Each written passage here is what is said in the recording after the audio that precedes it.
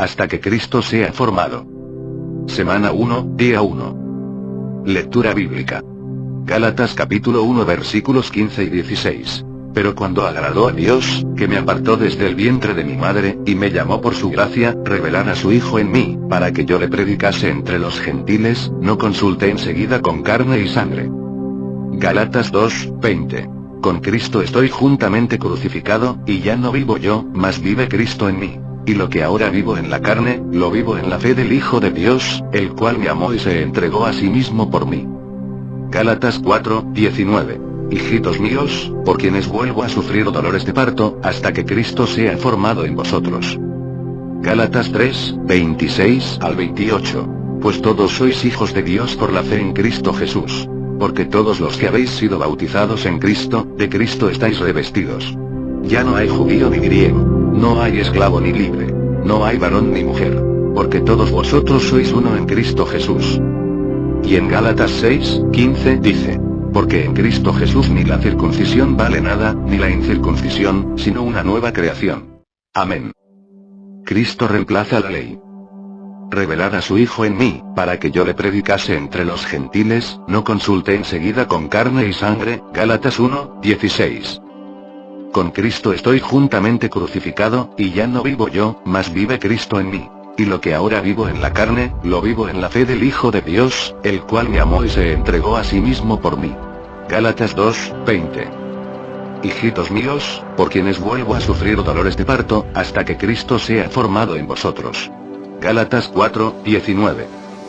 Para iniciar nuestros pasos por la carta del apóstol Pablo a los Gálatas, nos gustaría atender a los 3 versículos citados anteriormente, donde Pablo nos señala, primero la necesidad de que Cristo sea revelado en nosotros, luego esa revelación se transforma en vivir, y por medio de ese vivir se alcanza la meta de que Cristo sea formado en nosotros.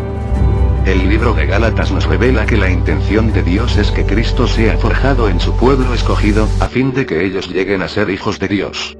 Para poder ser hijos de Dios, necesitamos ser impregnados y saturados de Cristo. Cristo debe ocupar todo nuestro ser, no solo deberíamos conformarnos con el hecho de tener algunos conceptos bíblicos asimilados, o unas cuantas de nuestras intenciones en la dirección correcta. Esto es un resultado muy pobre. La salvación en la cual el Señor nos ha introducido es mucho más rica y abarcadora.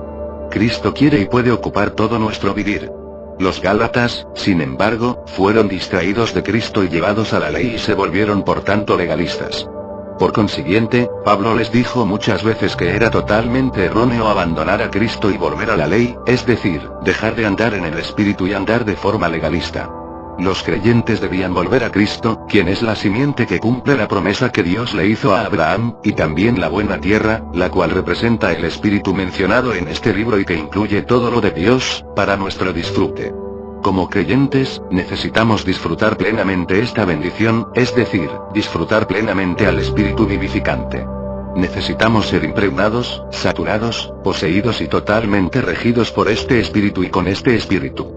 A fin de que Cristo sea formado en nosotros, es necesario que permitamos que Él impregne nuestro ser y sature nuestras partes internas, nuestra alma. Cuando Cristo ocupe de esta manera nuestro ser interior, Él habrá sido formado en nosotros. El asunto más crucial y misterioso que se revela en la Biblia es que la intención máxima de Dios es forjarse en su pueblo escogido. El deseo que Dios tiene de forjarse en nuestro ser, es el enfoque central de la revelación divina hallada en la palabra. A lo largo de los siglos, los cristianos no hemos visto este asunto claramente. Muchas veces al leer la Biblia hemos puesto nuestra atención en muchas cosas ajenas a este enfoque crucial y misterioso de la revelación divina. Debemos reconocer que no es tan fácil ver este enfoque decisivo de la Biblia, probablemente porque hay muchas cosas que en nosotros batallan contra esto, por ejemplo nuestras necesidades. Todos hemos llegado al Señor a causa de una necesidad, pero luego descubrimos que en realidad la carencia fundamental era interior, era de conocerlo a Él. Nos alegramos y nuestra vida cambió al creer y abrazar entonces al Salvador. Esto no quiere decir que nuestros deseos hayan muerto, de hecho resurgen y lo peor es que en algunos casos en un ropaje bíblico y no precisamente de resurrección. Un ejemplo de esto en el libro de Gálatas son los judaizantes que aunque creyeron no abandonaron la ley y por tanto hicieron una gran mezcla entre Cristo y la ley, entre sus deseos y los deseos de Dios. Así como la vida física de una persona es misteriosa y está escondida dentro de ella, lo mismo sucede con respecto a la intención que Dios tiene de forjarse en su pueblo escogido. Este asunto está escondido en la palabra. Nuestra experiencia confirma esto, ya que la mayoría de los mensajes en el cristianismo han tenido y tienen que ver con necesidades humanas y no con las necesidades de Dios, es decir, con nuestros asuntos y no tanto con los asuntos de Dios. Nosotros deberíamos poner nuestra atención a los asuntos divinos y descansar en ello, ya que estos también incluyen nuestros asuntos. Claro está, que ya no será a nuestra forma sino a la forma de Dios. La vida es el elemento más vital de una persona.